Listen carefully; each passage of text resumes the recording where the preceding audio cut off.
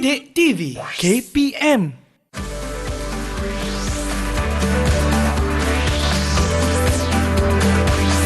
Didik TV KPM. Okey Fizi? Ya, cikgu. Cuba lakukan dialog awak tadi, cikgu nak dengar. Oh, saya cuba, cikgu, ya? Ya, betul. Saya cuba. Baik. Cuba. Sekarang, cikgu. Silakan. Nah, ambil tongkat sakti ini dan kembalikanlah cincin hikmah kepunyaan nenekmu itu. Kenapa? Ha? Kenapa macam tu, macam tak bersemangat je? Macam mana, cikgu? Saya nak buat macam mana ni, cikgu? Awak kan watak Raja Naga. Raja Naga, cikgu. Sepatutnya kena tegas. Kena ada emosi, ada penghayatan. Okey. Berlakon teater ni kan ada penghayatan. Cuba cikgu tunjukkan pada saya, cikgu. Cikgu tunjukkan? Ha. Okey, cikgu tunjukkan. Ya. Okey, cikgu. Silakan, cikgu. Okey. Saya tunjuk tengok ya, cikgu buat. Okey. Action! Hulu balang, ambil tongkat sakti ni. Pulangkan kembali cincin hikmah kepunyaan Nenda. Oh, kalau boleh, lagi emosi, cikgu. Lagi emosi. Cikgu buat lagi emosi. Lagi emosi, cikgu. Hulu balang, ambil tongkat sakti ini. Pulangkan kembali cincin kepunyaan Nenda Raja. Kalau boleh, dialog tu tinggi sikit, cikgu. Marah kan? Pelik awak ni. Ha? Okey, tak apalah. Demi awak, cikgu buat sekali lagi. Cuba, cikgu. Cuba, cikgu. Hulu balang, ambil tongkat sakti ini. Pulangkan kembali cincin hikmah kepunyaan Nenda. Huyo, power ya, cikgu. Kenapa saya pula yang kena buat? Oh, lupa saya pada saya. Awak lah, awak Okey, watak cikgu. Raja Naga bukan cikgu. Okey, saya cuba, cikgu, ya. Okey, silakan. Saya dah faham sekarang ni. Dia tengah marah, cikgu, kan? Ya, tengah marah. Dia Baik. tengah marah. Jadi dia panggil Hulu balang. Baik. Ha. Hulu balang, ambil tongkat hikmah ini dan kembalikanlah cincin hikmah kepunyaan nendamu itu.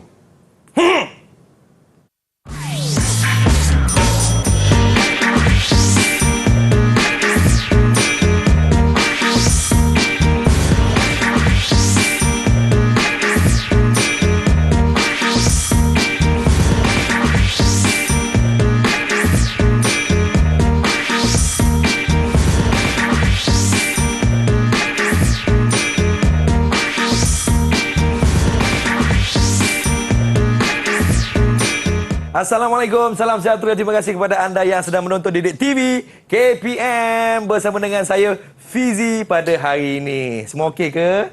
Harap semua dalam keadaan yang baik-baik, kekal fokus pada hari ini. Hari ini Abang Fizi bersama-sama dengan Cikgu Liana Ismail kita daripada SMK Pendidikan Khas Setapak Kuala Lumpur. Apa khabar, Cikgu? Kau baik, alhamdulillah. Sangat hebat lakonan Cikgu tadi, ya? Ya, Fizi pun apa kurangnya. Memang hebat. Hasil didikan cikgu. Baik, kita juga ditemani oleh jurubahasa kita iaitu Cikgu Nur Asmawati Makdin daripada SMK Sultan Abdul Samad Kelang Selangor pada hari ini yang akan bersama-sama dengan kita. Baiklah, hari ini kita akan belajar tentang kesusastraan Melayu komunikatif dan hari ini rasanya kita tidak bertiga dalam studio. Kita bersama dengan kawan-kawan yang ada sekarang ni, cikgu. Sila kenalkan, cikgu. Kawan-kawan yang bersama-sama dengan kita pada hari ini, cikgu, silakan. Okey, bersama-sama kita pada hari ini kita ada Muhammad Rifaq. Hai Rifaq. Hai Rifaq. Okey. Ada Indra Putra. Baik. Indra Putra, berwarna merah bajunya. Ya, Darwish Mukri Hai Darwish. dan Alif Haikal. Hai Alif. Semua Baiklah, ini semua kawan-kawan daripada SMK Pendidikan Khas Setapak Wilayah Persekutuan Kuala Lumpur. Saya hari ini bercakap, cikgu, sambil memegang tongkat sakti ini, cikgu. Ya, betul. Apa kena-mengena, cikgu, dengan gimmick kita tadi, cikgu? Hari ini kita akan pelajari satu prosa dalam buku Nilai Insan. Murid-murid boleh keluarkan buku, muka surat 60. Baik. Agak-agak apa tajuk prosa tu? Okey, apa tajuk prosa tu? Okey. Jadi kita akan belajar mengenai sastra hikayat. Yang bertajuk Hikayat Parang Puting. Tengok pada gambar ni, ada gambar parang. Ya, hikayat parang puting. Okey, tapi sebenarnya parang puting ini adalah parang yang tidak berhulu. Jadi gambar yang cikgu tunjuk ni parang yang ada hulu. Ada gambar yang tak ada, parang yang tak ada hulunya, tak ada pemegangnya. Okey. Oh, faham, cikgu. Okey. Jadi standard pembelajaran kita pada hari ini adalah mengenali dan memahami prosa moden, iaitu kita akan lihat kepada sinopsis, latar tempat, latar masa, latar masyarakat dan binaan plot. Ini dalam SP 1.2.3. Okey, untuk satu lagi SP 2.1.3 kita akan lihat pola fikir. Ya. Pola fikir sesuatu watak. Ini bahagian sangat penting lah ya. Okey. Baik cikgu. Jadi sebelum kita masuk kepada pembelajaran seterusnya, kita tengok dulu apa maksud hikayat. Apa itu hikayat? Hikayat adalah cerita ataupun riwayat menurut Kamus Dewan edisi yang keempat. Okay, kita tengok jenis-jenis prosa tradisional. Dalam buku Nilai Insan, ada 3 prosa tradisional yang murid-murid dah pelajari. Sepatutnya dah belajar semua ya. Murid tingkatan 5 dah belajar. Murid tingkatan 4 mungkin belajar separuh. Okay, yang pertama, Sastra Panji. Sastra Panji ini berasal daripada Jawa dan dicipta ketika keagungan Kerajaan Majapahit. Ada berkisahkan pengembaraan, percintaan, peperangan ya antara putera-puteri dan raja-raja Jawa ataupun Majapahit. Oh, sastra Panji cikgu ya? Ni sastra Panji. Faham cikgu. Okey, yang kedua kita ada sastra epik. Epik ni berkisahkan tentang kepahlawanan. Jadi mengisahkan tokoh wira yang menjadi lambang kemegahan sesebuah wilayah. Okey. Tajuk sastra epik yang anda pelajari dalam buku Nilai Insan, apa dia? Hang Tuah diutus ke Siam. Cerita pasal Hang Tuah. Okey, seterusnya yang terakhir yang kita akan pelajari pada hari ini ialah sastra hikayat. Iaitu cerita dalam bentuk bertulis yang menggunakan bahasa Melayu lama dengan bahasa dan struktur yang tertentu, membawa cerita ajaib, berunsur hiburan hasil daripada imajinasi dan fantasi pengarangnya. Okey, ajaib lah. Kan, tadi tengok Fizi pegang tongkat. Ya, dia minta pula dengan Hulu balang cikgu. Hulu balang Jadi Fizi berlakon sebagai watak Raja Naga, minta dengan hulu balang supaya tukarkan tongkat dengan cincin sakti. Dia ajaib lah tu. Ada hiburan kat situ. Okey. Jadi ini yang kita akan pelajari pada hari ini iaitu hikayat Parang Putih. Okey. Tengok gambar ni. Baik cikgu. Terujuk kepada gambar ni.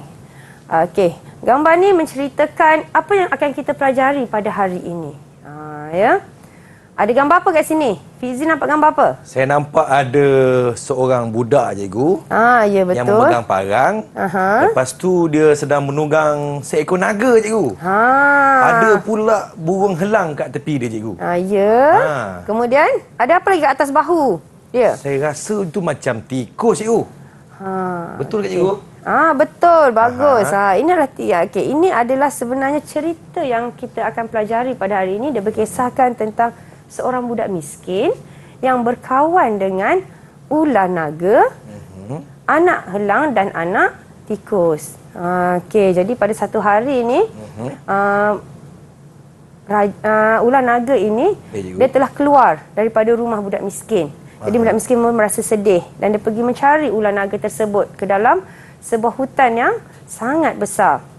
Jadi setelah jauh berjalan, dia berjumpalah dengan anak naga tersebut. Jadi anak naga tersebut mengatakan bahawa dia dah tak sesuai dah berada di kampung budak miskin kerana saiznya yang sangat besar. Jadi dia meminta untuk kembali ke dalam hutan, ke tasik hijau. Jadi sebelum berpisah dengan budak miskin ni, cikgu. Jadi naga ni dia bercakap dengan budak miskin.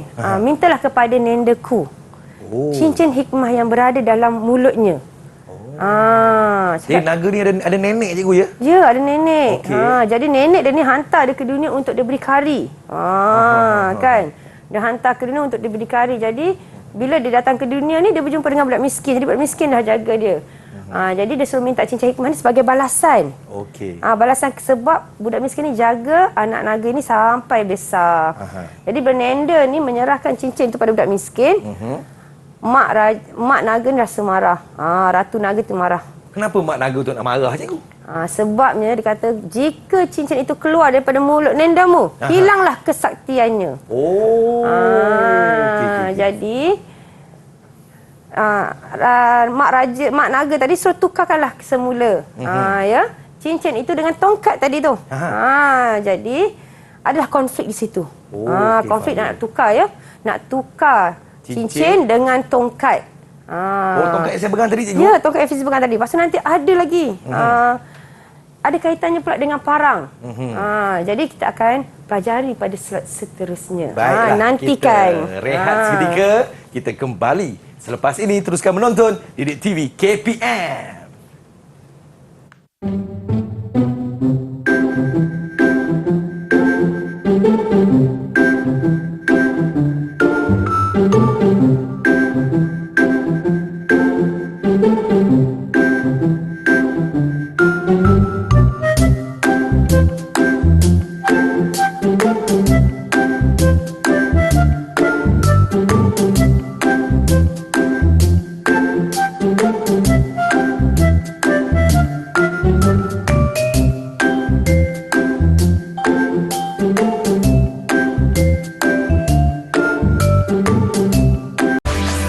Didik TV KPM.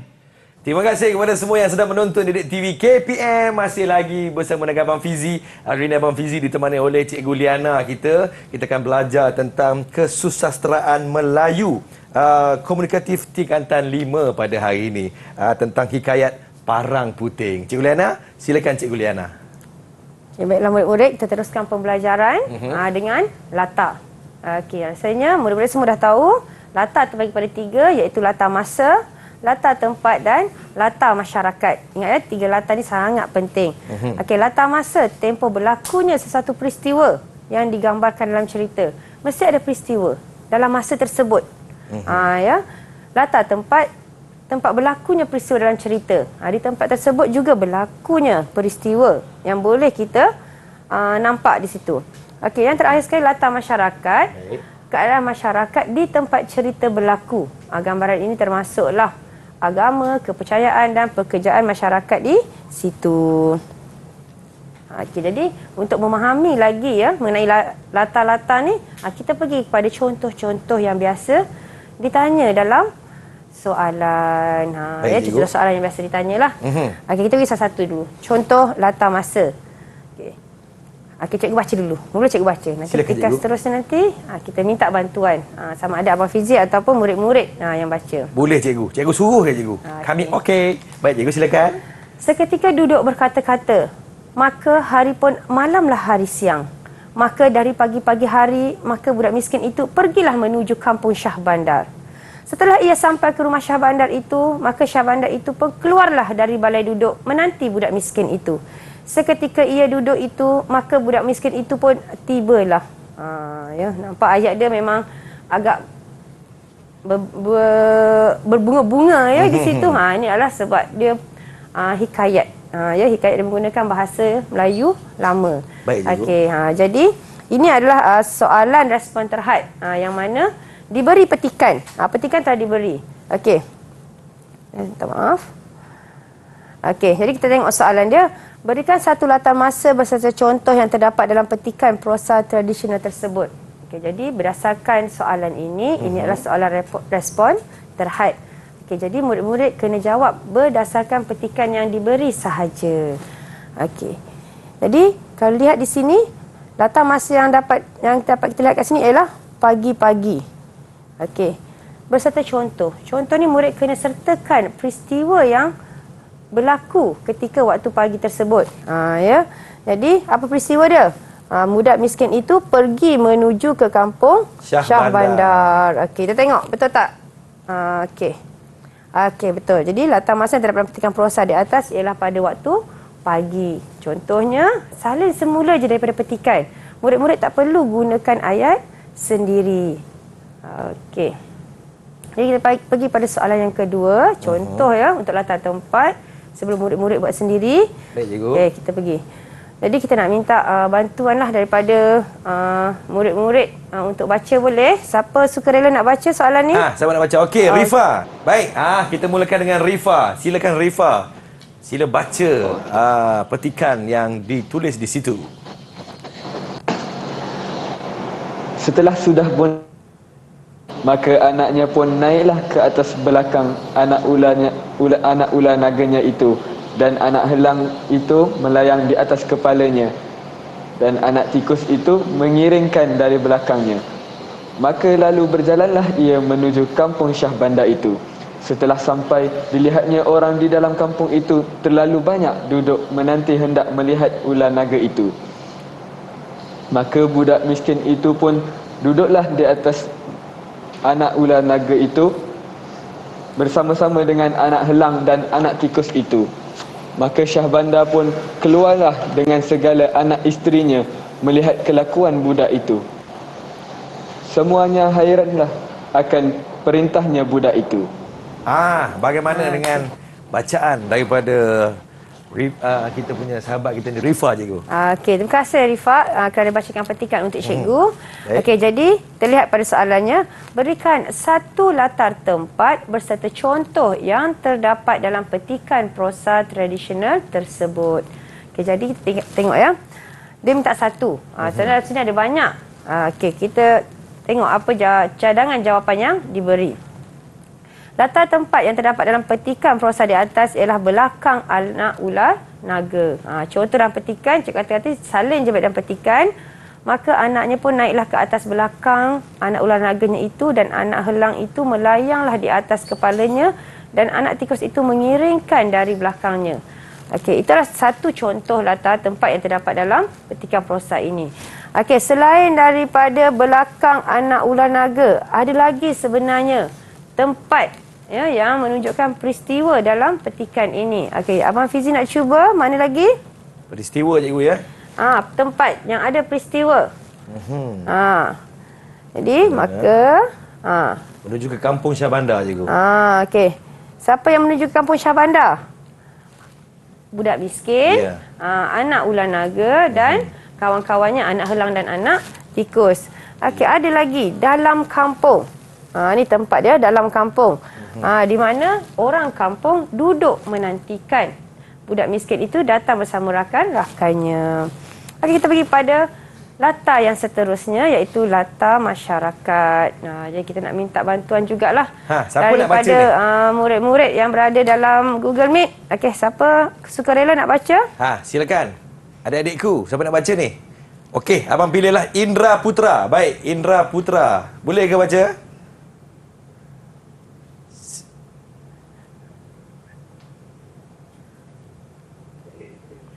Okey, Alif. Silakan, Alif. Baik.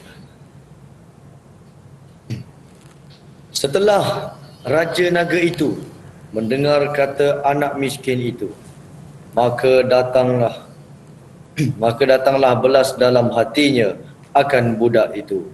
Seraya katanya, baiklah, kerana engkau sudah kuambil jadi cucu kepada aku, dan jikalau lain daripada engkau, tidaklah aku berikan cincinku ini. Adapun akan gunanya cincin ini, terlalulah amat kesaktiannya. Jikalau ada 1000 orang sekalipun, cucuku hendak beri makan dengan seketika itu. Juga keluarlah hidangan yang itu dengan berbagai-bagai rupanya. Itu dia. Terima kasih, Alif. Terima kasih, Alif. Okey, jadi soalannya, berikan satu latar masyarakat yang terdapat dalam petikan prosa tradisional tersebut. Ingat ya, murid-murid. Jadi, murid-murid kena analisis masyarakat yang terdapat dalam petikan yang diberi. Okey, jadi, berdasarkan petikan ini, okey, murid-murid dapat teka tak? Apa masyarakat yang terdapat dalam petikan ini? Kita tengok kepada cadangan jawapan dia. Latar masyarakat yang terdapat dalam petikan prosa di atas ialah masyarakat yang mengutamakan kasih sayang dalam hubungan kekeluargaan. Okey, kenapa ada kasih sayang? Kita tengok pada contoh yang diberi. Ya, setelah raja itu mendengar kata anak miskin itu, maka datanglah belas dalam hatinya. Dan dia berkata, baiklah, kerana engkau sudah kuambil menjadi cucuku, dan jika lain daripada engkau, tiadalah aku berikan cincinku ini. Jadi maksudnya Raja Naga ini memberikan cincin hikmah yang miliknya kepada budak miskin itu dengan rela hati. Jadi dia mengutamakan kasih sayang, kekeluargaan dalam kehidupan. Jadi kita pergi kepada uji minda. Kita nak lihat ya, sama ada murid-murid di studio dan di rumah faham tak mengenai latar yang kita telah pelajari pada sebentar tadi. Boleh kita mulakan Abang Fizi? Boleh cikgu, silakan cikgu. Okey. Untuk soalan latihan pengukuhan 1. Okey. Jadi siapa? Siapa nak jawab ni? Siapa jawab? Okey, Baik. Darwish. Darwish, silakan Darwish. Darwish, silakan baca petikan, baca soalan dan berikan jawapan. Seketika ia duduk berkata-kata, maka hari pun malamlah. Maka kata budak itu, "Hai nenekku, hamba ini hendak bermain-main barang semalam di sini." Maka sahut orang tua itu, "Baiklah tuan, mana suka tuan dan hamba pun tinggal seorang diri hamba di dalam hutan ini. Berikan satu latar masa beserta contoh yang terdapat dalam petikan prosa tradisional tersebut." Okey, jawapan dia, satu latar masa beserta contoh yang terdapat dalam petikan prosa tradisional tersebut ialah pada waktu malam. Contohnya, seketika ia duduk berkata-kata, maka hari pun malamlah. Kita simak betul tak jawapan yang diberikan? Baik, ayo kita saksikan. Okey, ya, tepat sekali. Cikgu, berapa bintang nak bagi dekat Darwish ni cikgu? Kita bagi 1 bintang untuk Darwish. 1 bintang. Okey. Jadi betul ya, tepat sekali jawapan Darwish. Latar masa yang terdapat dalam petikan prosa adalah waktu malam. Mana buktinya? Salin balik daripada petikan, setelah ia duduk berkata-kata, maka hari pun malamlah. Okey, kita pergi kepada uji minda yang kedua. Okey, siapa yang nak baca? Siapa yang nak jawab soalan ni? Angkat tangan. Baik, Indra Putra. Bagus murid-murid ya. Silakan Indra Putra. Maka temannya Syah Bandar itu pun berjalan dari situ pergi kepada rumah budak miskin itu. Setelah sampai maka dilihatnya ramai budak-budak duduk bermain-main dengan anak miskin itu. Maka ia pun terlalu hairan melihat kelakuan budak itu serta tercengang-cengang melihat anak ular naga itu. Okey, soalan dia, berikan satu latar tempat beserta contoh yang terdapat dalam petikan prosa tradisional tersebut. Silakan dengan jawapannya. Okey, silakan. Jawapan dia, salah satu latar tempat yang terdapat dalam petikan prosa di atas ialah rumah budak miskin. Contohnya, maka temannya Syah Bandar itu pun berjalan dari situ pergi kepada rumah budak miskin itu. Bagaimana dengan jawapan Indra cikgu? Kita semak jawapan Indra tadi. Baik. Latar tempat yang terdapat dalam petikan prosa di atas ialah rumah budak miskin. Ya, tepat sekali. Ya, contoh yang diberi pun tepat. Okey, kita beri 1 bintang untuk Indra Putra. Baik, 1 bintang untuk Indra Putra. Kawan-kawan tepuklah sikit kawan-kawan. Ya. Baik. Kita pergi kepada soalan pengukuhan yang ketiga. Uji minda yang ketiga dalam latar masyarakat. Ini soalan ni sikit ni. Yang agak sukar sedikit latar masyarakat. Okey, siapa? Sukarela nak baca? Okey, Rifat nak jawab soalan Rifat. 3. Silakan Rifat. Petikannya. Setelah orang tua itu mendengar kata budak itu, maka ia pun berfikir di dalam hatinya, jikalau demikian, budak ini bukannya anak orang yang tiada berketahuan. Kalau dewa-dewa kayangan gerangan turun bermain-main ke dunia, siapa tahu? Jikalau anak orang tiada berketahuan, masakan boleh ia sampai kemari ini? Soalannya, berikan satu latar masyarakat beserta contoh yang terdapat dalam petikan prosa tradisional tersebut. Baik, jawapannya. Silakan Rifa. Jawapannya, latar masyarakat yang terdapat dalam prosa tradisional di atas adalah masyarakat yang percaya kepada konsep dewa dan dewi. Contohnya, setelah orang tua itu mendengar kata budak itu, maka ia pun berfikir dalam hatinya, jikalau demikian, budak ini anak orang yang tiada berketahuan. Kalau dewa-dewa kayangan gerangan turun bermain-main ke dunia, siapa tahu? Okey, jadi kita cuba semak jawapan Rifat tadi. Bagaimana cikgu? Murid-murid di rumah dah cuba jawab? Okey, kita tengok jawapan. sama tidak dengan jawapan yang cikgu ada ni? Okey, ya, tepat sekali. Yeay. Masyarakat yang percaya kepada konsep dewa, dewi. Kerana orang tua itu menganggap budak miskin itu adalah keturunan dewa dewi. Sebab orang biasa tidak mungkin sampai ke dalam hutan yang sangat dalam. Ya, cikgu. okey. Jadi berapa bintang untuk Rifa, cikgu? Kita bagi 1 bintang untuk Rifa. 1 bintang untuk Rifa. Tepuk kawan-kawan. Yeay. Baiklah, kita rehat seketika. Kita kembali selepas ini teruskan menonton Didik TV KPM.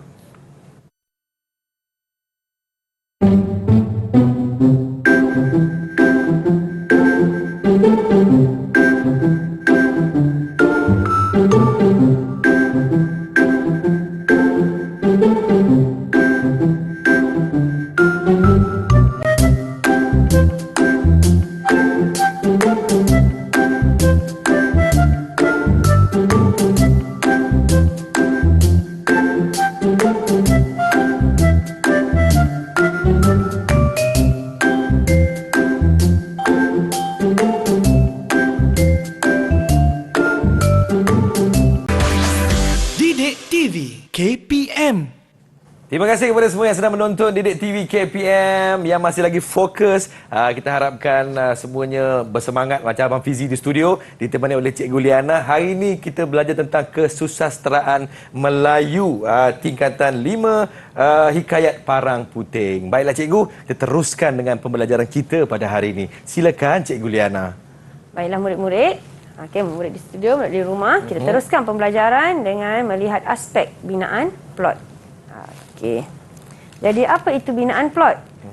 Binaan plot bermaksud dalam sesebuah cerita, sesebuah cerpen, novel terdapat urutan atau jalinan peristiwa.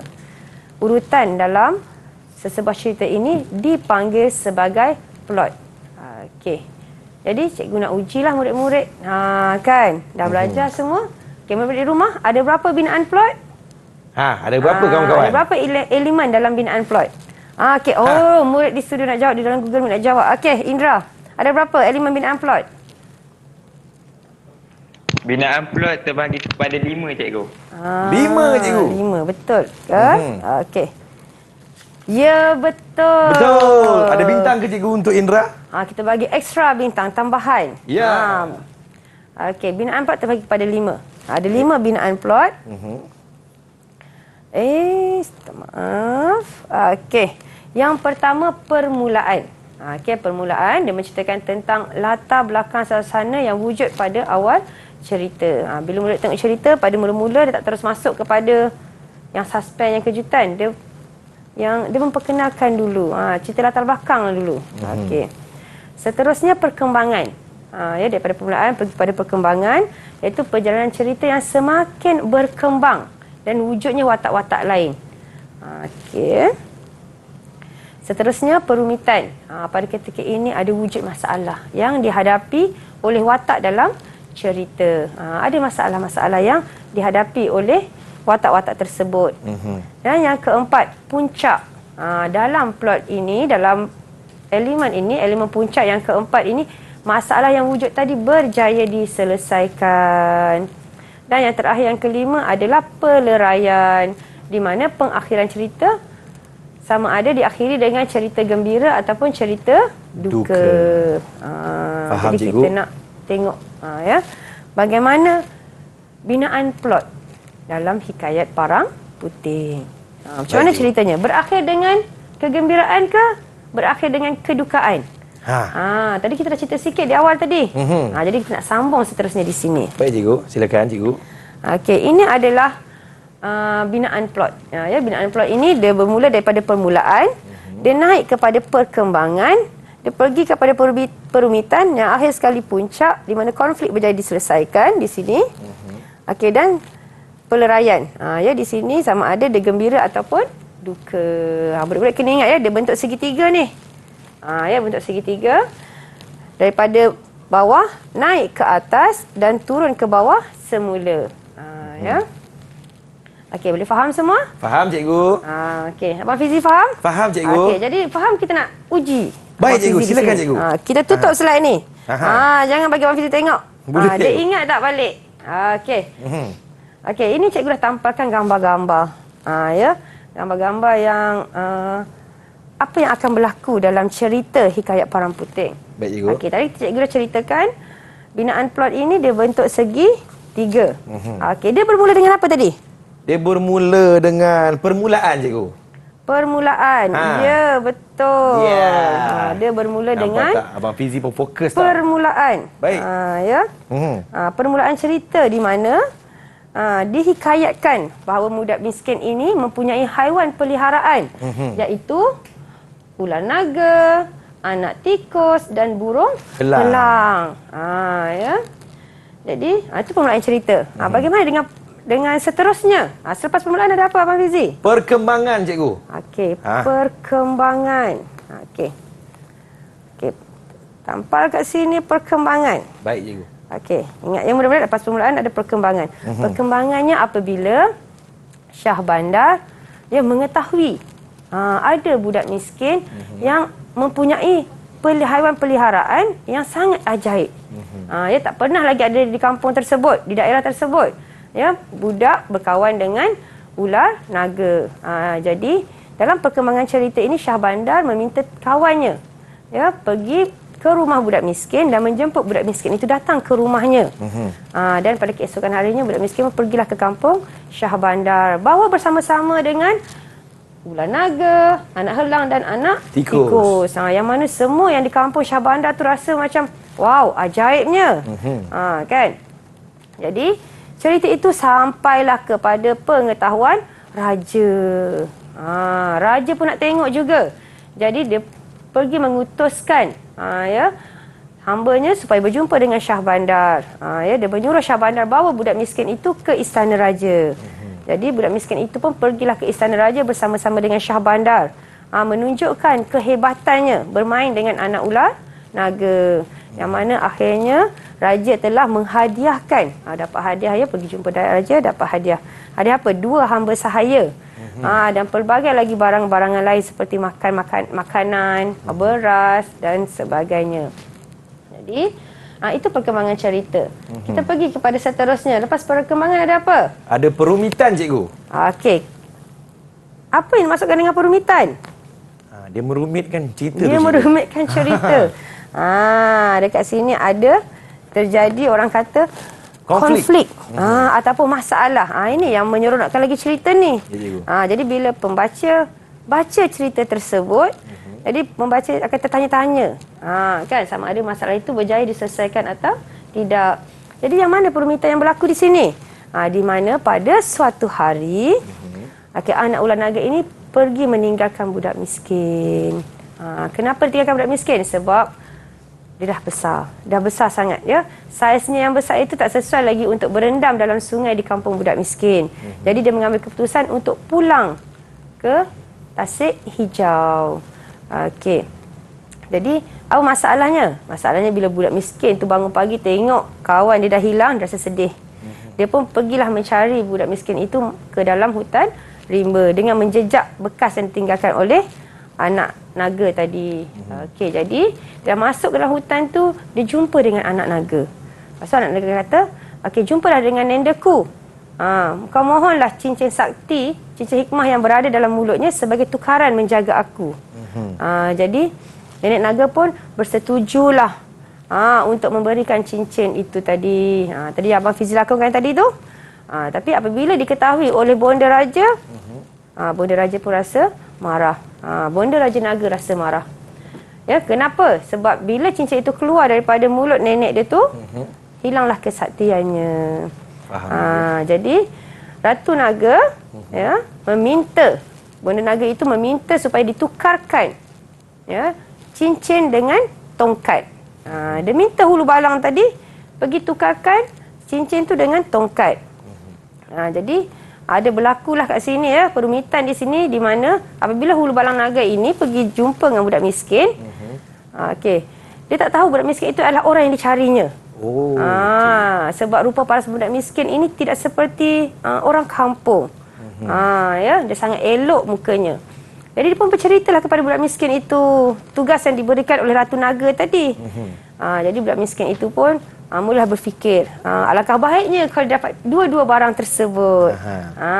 Okey, jadi apabila hulu balang naga pergi berendam dalam sungai, dia pun ketuk tongkat itu 3 kali menyebabkan hulu balang itu kaku dalam sungai. Okey. Jadi, apa yang berlaku? Budak miskin dapat dua-dua barang. Dapat apa? Dapat cincin, satu dapat tongkat. Okey, jadi kita pergi pada puncak cerita. Tak habis lagi ni. Okey, cikgu. Okey. Jadi, kita pergi kepada puncak cerita ini. Tengah sedap dengar ni, tengah sedap dengar cerita ni kawan-kawan. Okey. Jom kita ke puncak bersama-sama. Puncak. Ada gambar apa kat sini? Gambar cincin, cikgu. Gambar cincin tadi. Cincin tadi dia berjaya dapat. Dia dapat tongkat. Okey. Jadi, apabila budak miskin ni berjaya dapat kedua-dua barang, dia pun nak baliklah ke rumah. Dalam perjalanan pulang ke rumah, dia berjumpa dengan sebilah parang.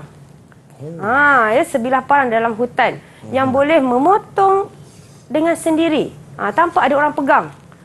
Tuk, mana orangnya? Tapi parang tu memotong dengan sendiri. Jadi dia menghampiri parang tersebut dan parang tu terkejut. Parang tu terkejut, cikgu? Parang terkejut. Ini namanya sastra hikayat. Ajaib. Ajaibnya. Parang terkejut. Dia pun baliklah ke rumah tuannya. Jadi budak miskin tu ikut. Sampailah dalam sebuah rumah yang jauh ke dalam hutan. Jadi ada tuannya dalam tu. Tuan pun menjemputlah budak miskin tersebut masuk. Dia kata ini bukan budak sebarangan. Mestilah dewa-dewi. Sebab kalau budak biasa takkan sampai jauh ke dalam hutan. Jadi duduklah budak miskin itu bermalam di rumah orang tua tersebut. Jadi keesokan paginya, bila dia nak balik, budak miskin itu nak pulang ke rumah. Jadi budak miskin, orang tua itu meminta membuat pertukaran. Parang putingnya dengan tongkat. Bukan sakti tu, cikgu? Ya, betul. Dia minta buat pertukaran. Sebab apa? Sebab ketika budak miskin itu sampai ke rumah orang tua tu, pada malam hari itu, orang tua itu berkata, saya tak ada makanan untuk dihidangkan. Budak miskin kata, tak apa. Saya boleh hidangkan makanan. Jadi dia ketuk je tongkat itu. Jadi makanan pun terhidanglah. Jadi orang tua itu kata, tukarlah dengan saya sebab saya pun tak berdaya untuk mencari makanan. Okey, jadi budak miskin pun tukarkanlah tongkat itu dengan parang puting tersebut. Jadi budak miskin dapat parang dan dapat cincin. Dan budak miskin pun pulanglah ke rumah. Bila dia pulang ke rumah, dia berceritalah kepada bondanya. Yang mana cerita itu menjadi rahsia antara dia dan bondanya sahaja. Itu adalah bahagian peleraian. Okey, jadi pengakhirannya suka ke duka? Suka, cikgu. Pengakhiran cerita hikayat Parang Puting adalah pengakhiran yang suka. Ya, yang mana mereka hidup bahagia, happily ever after. Okey. Jadi kita pergi kepada seterusnya. Baik, cikgu. Sedap mendengar cerita hikayat ni, cikgu, ya. Jadi kena uji juga murid-murid. Okey, kita nak uji murid-murid dalam binaan plot. Baik. Okey, latihan pengukuhan 1. Tadi cerita panjang dah. Berdasarkan hikayat Parang Puting, jelaskan peristiwa yang berlaku dalam bahagian perumitan. Okay, siapa nak jawab? Murid-murid di rumah boleh jawab. Murid-murid di studio, siapa nak sukarela jawab? Angkat tangan. Baik. Indra Putra. Silakan Indra Putra, adikku. Berdasarkan hikayat Parang Puting, jelaskan peristiwa yang berlaku dalam bahagian perumitan. Jawapan dia, Ibu Naga ni dia mengarahkan hulu balang naga untuk mendapatkan cincin hikmat daripada budak miskin tu. Lepas tu dan ditukarkan dengan tongkat ajaib. Akhirnya kedua-dua barang berharga menjadi milik budak miskin tu. Lagu mana cikgu dengan jawapan Indra cikgu? Okey, kalau lihat kepada jawapan yang cikgu ni, okey, tepat sekali jawapan Indra. Ya, tepuk betul. Kawan-kawan. Hebat. Rumit ya. Rumit ya nak tukarkan cincin dengan tongkat. Kalau kata kita boleh minta tukar dengan barang yang kita suka, mesti kita rasa macam susahnya lah Seronok kan. cikgu ya. Ya. Jadi cikgu berapa bintang untuk Putra cikgu? Okey, kita bagi satu lagi tambahan bintang untuk dia. Oh, tepuk kawan-kawan. Okey. Putra dah ada 3 bintang dah kat sini ni. Kita pergi pada latihan pengukuhan 2. Baik cikgu, silakan. Okey, cikgu baca soalan. Dalam binaan plot, elemen puncak merupakan elemen di mana permasalahan dapat diselesaikan. Puncak cerita dalam sastra hikayat adalah berkisar tentang budak miskin yang mendapat parang puting. Pada pendapat anda, mengapakah budak miskin bersetuju menukarkan tongkat dengan parang puting? Kita panggil lah. Belum lagi. Alif belum jawab. Okey, Alif. Silakan Alif. Sila jawab.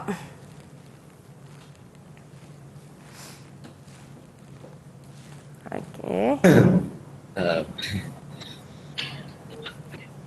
Ada nervous bahasa Silakan Alif dengan jawapan. Baiklah.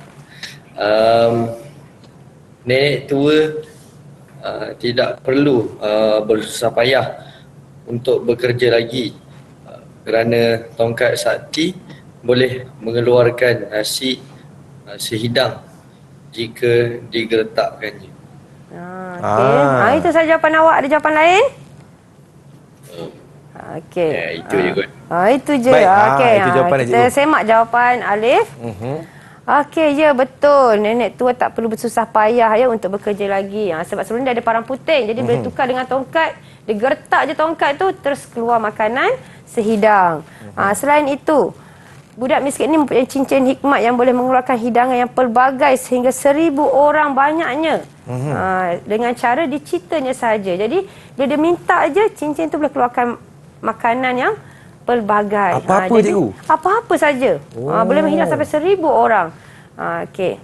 Dan seterusnya parang puting boleh mengerat sendiri barang dan boleh melawan musuh dengan sendirinya. Jadi sebab itulah budak miskin bersetuju untuk menukarkan parang puting dengan tongkat hikmah. Sebabnya parang tongkat dengan cincin itu mempunyai keajaiban yang sama. Cikgu, berapa bintang nak bagi dekat Alif ni cikgu? Okey, Alif kita bagi 1 bintang untuk Alif. 1 bintang, tepuk kawan-kawan untuk Alif. Okey. Baik, memang hebat kawan-kawan kita pada hari ini. Baiklah, kita rehat seketika cikgu. Kita kembali selepas ini. Teruskan menonton Didik TV KPM.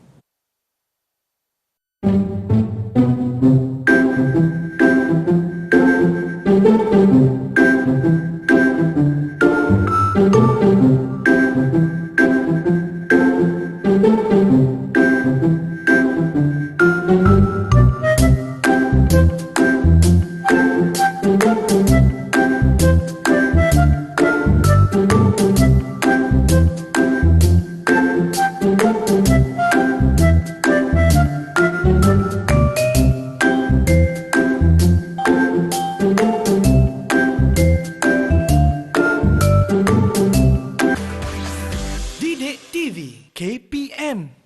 Hai, selamat kembali menonton Didik TV KPM. Abang Fizi masih lagi bersama-sama dengan semua. Kita ditemani oleh Cikgu Liana. Hari ini kita belajar tentang kesusasteraan Melayu komunikatif. Tingkatan 5, Hikayat Parang Puting. Baik Cikgu, kita teruskan Cikgu tanpa kita melengahkan masa lagi. Silakan Cikgu Liana. Okey, terima kasih Abang Fizi. Okay, kita teruskan lagi. Baik Cikgu. Okey, dengan pola fikir.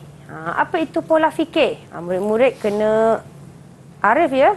Tajuk pola fikir ni ada elemen ya dalam kesusasteraan Melayu komunikatif ada satu elemen iaitu elemen pola fikir. Sebelum kita masuk kepada kita menganalisis lebih lanjut mengenai pola fikir, kita tengok dulu apa yang dimaksudkan dengan pola fikir. Pola fikir ialah cara berfikir yang mempengaruhi perilaku behavior dan sikap attitude seseorang yang akhirnya menentukan tahap keberhasilan hidupnya. Jadi maksudnya cara fikir, sikap dia akan mempengaruhi, akan menentukan apa yang berlaku, apa yang akhirnya akan terjadi pada individu tersebut. Okey, contohnya masyarakat hari ini memikirkan pentingnya teknologi maklumat. Oleh itu, teknologi maklumat sudah mempengaruhi keseluruhan gaya hidup masyarakat hari ini. Faham Cikgu? Okey, jadi murid-murid kena ingat pola fikir itu apa yang mempengaruhi tingkah laku seseorang itu bertindak sedemikian. Okey. Okey, kita pergi kepada soalan contoh latihan pola fikir. Okey. Cikgu bacakan petikan tersebut. Seketika duduk berkata-kata itu, maka kata budak miskin itu kepada naga itu, Tuan hamba ini dari mana datang dan hendak ke mana tuan hamba ini? Maka sahut naga itu, hamba ini hulu balang Raja Naga yang duduk di tasik hijau. Maka dikatanya segala perihalnya, ia disuruh oleh bonda naga itu mengikut budak miskin itu dan disuruhnya hamba tukar cincin dengan tongkat ini. Okey. Jadi jelaskan satu pola fikir watak hulu balang Raja Naga itu dalam prosa tradisional di atas. Okey, jadi benar-benar kena fikir. Okey, apa sikap hulu balang Raja Naga tu? Apa sikap dia? Okey. Abang Fizi nak cuba? Saya cuba cikgu. Saya rasa hulu balang naga ni dia bagi saya hulu balang ni dia kena taat kepada perintah pemerintah itu. Dia kena taat kepada pemerintah raja tu cikgu. Okey, jadi hulu balang raja taat kepada perintah ataupun titah raja. Dia, apa saja yang diperintahkan oleh raja tersebut, hulu balang laksanakan. Okey, betul ke tidak? Kita semak jawapan Abang Fizi. Macam mana cikgu? Okey. Ya, betul. Baik. Jadi pola fikirnya hulu balang Raja Naga taat kepada perintah pemimpin. Okey. Bagaimana nak tulis? Bagaimana huraian dia? Okey, hulu balang Raja Naga mengikut budak miskin itu atas arahan Raja Naga untuk menukarkan cincin dengan tongkat milik budak miskin itu. Jadi ini adalah huraian kepada pola fikir ini. Jadi bila murid-murid menulis, murid-murid tulis hulu balang Raja Naga, pola fikir yang terdapat pada hulu balang Raja Naga ialah taat kepada perintah pemimpin. Lepas tu sambung. Hulu balang raja mengikut budak miskin itu, dan ceritakan peristiwa yang mana bukti hulu balang raja ini taat kepada perintah pemimpin. Baik cikgu, faham cikgu. Okey. Jadi kita nak uji. Ya. Ini cikgu dah bagi contoh. Murid-murid sudah. Okey, di rumah dah bersedia? Okey. Baik. Jadi di rumah boleh juga sama-sama menjawab, ya. Okey, kita pergi pada soalan contoh pola fikir yang pertama. Okey, siapa sukarela? Sila angkat tangan kawan-kawan. Sila angkat tangan. Baik. Okey, Rifa. Rifa, silakan Rifa. Rifa. Petikannya, telah hari siang maka budak miskin itu pun terkejut daripada tidurnya itu. Lalu ia bangun, maka dilihatnya naganya itu sudah tiada. Maka ia pun berdebar rasa hatinya. Lalu segera ia turun dari rumahnya itu.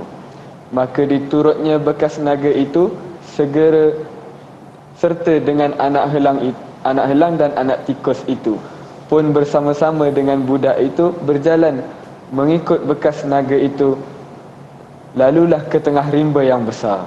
Maka budak itu pun berjumpalah dengan buah-buahan. Terlalulah banyaknya di tengah rimba itu. Huraikan satu pola fikir watak budak itu dalam petikan di atas. Dan jawapannya, silakan Rifa. Watak budak miskin yang mementingkan semangat setia kawan daripada kepentingan diri sendiri, kerana berani masuk ke dalam hutan untuk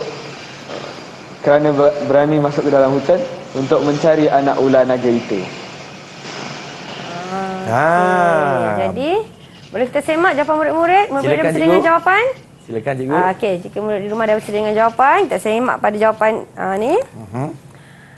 Okey, ya betul. Budak miskin itu mementingkan semangat setia kawan dan nilai persahabatan diri daripada kepentingan sendiri. Maksudnya berani masuk dalam hutan rimba yang besar. Ya cikgu. Ya nak bawa balik anak naga. Dan dia sangat pentingkan semangat setia kawan. Okey, Fizi, kalau kawan hilang pergi cari. Carilah cikgu.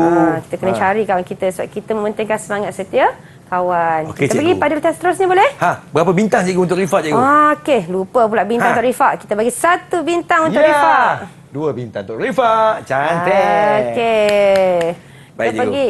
Siapa nak jawab soalan yang kedua? Okey, Alif. Terus Alif angkat tangan sebab dia belum lagi. Dapat Silakan. 1 bintang Alif. Okey. Baiklah, dia punya petikan. Syahbandar beberapa lamanya, maka kabar itu pun terdengarlah kepada raja negeri itu. Maka titah baginda kepada Syahbandar. Kabarnya konon ada seorang anak miskin ada menaruh anak ular naga.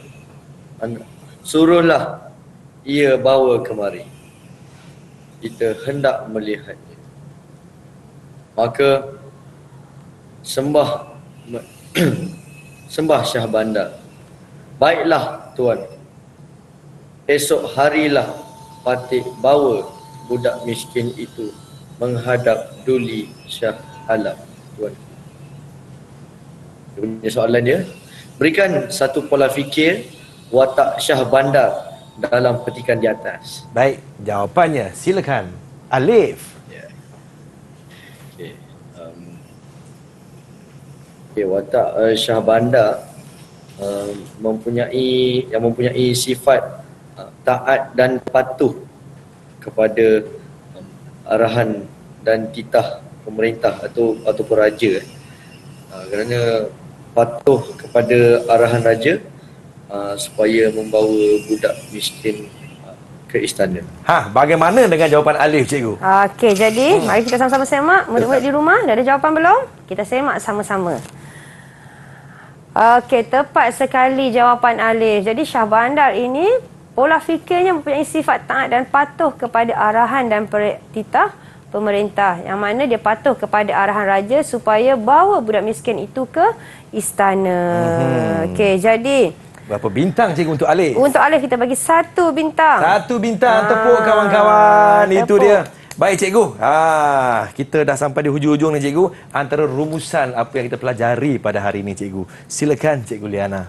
Okey, jadi murid-murid, untuk hari ini kita dah belajar mengenai sinopsis. Kena ingat ya, sinopsis.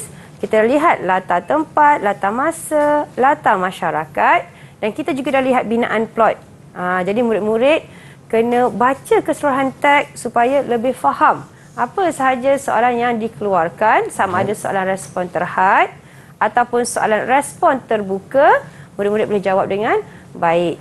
Dan yang terakhir sekali kita belajar mengenai pola fikir. Di mana pola fikir ini adalah bagaimana watak, ya, pemikiran watak-watak tersebut yang kita dapat lihat dia punya hasil akhirnya, tingkah laku akhirnya. Yang mana kita tengok hulu balang raja Syahbandar, dia sangat taat kepada pemerintah. Dia sangat taat kepada arahan pemimpin. Jadi apa saja titah perintah yang diberi, mereka akan laksanakan dengan baik. Dan kita lihat pada yang kedua, watak budak miskin. Yang mana budak miskin ini sangat mementingkan semangat setia kawan. Ya, sanggup masuk ke dalam hutan, mencari semula sahabatnya yang telah pergi. Jadi ingat murid-murid, baca teks dan fahamkan teks tersebut. Baik, bagaimana dengan prestasi keseluruhan kawan-kawan saya ni cikgu? Prestasi murid-murid di studio dan di rumah juga sangat baik. Ya, kita lihat kepada bintang-bintang yang diberi, semua dapat menjawab soalan dengan baik. Tepukan yang paling hebat untuk diri sendiri. Baik. Cikgu, kalau ada di kalangan kawan-kawan kita yang kita lepas kita punya episod kali ini, boleh rujuk di mana cikgu? Okey, murid-murid boleh rujuk di portal Sumberku. Ya. Jadi boleh rujuk di portal tersebut untuk mendapatkan bahan-bahan yang telah kita pelajari pada hari ini. Yang ada dekat bawah ni. Baiklah, terima kasih kepada Cikgu Liana kita daripada SMK Pendidikan Khas Tapak KL. Terima kasih kepada Cikgu Nur Asmawati Mak Din. Itu Cikgu Jurubahasa kita daripada SMK Sultan Abdul Samad, Kelang, Selangor. Dan terima kasih kepada kawan-kawan saya ni daripada SMK Pendidikan Khas Tapak Wilayah Persekutuan Kuala Lumpur. Terima kasih kepada Refa, Darwish Putra dan juga Alif. Terima kasih kepada semua yang sudi fokus dan menonton Didik TV KPM. Jaga diri baik-baik, jangan nakal-nakal tau. Kalau nakal-nakal, apa visi tarik telinga. Terus layan Didik TV KPM. Jumpa lagi. Assalamualaikum. Bye-bye.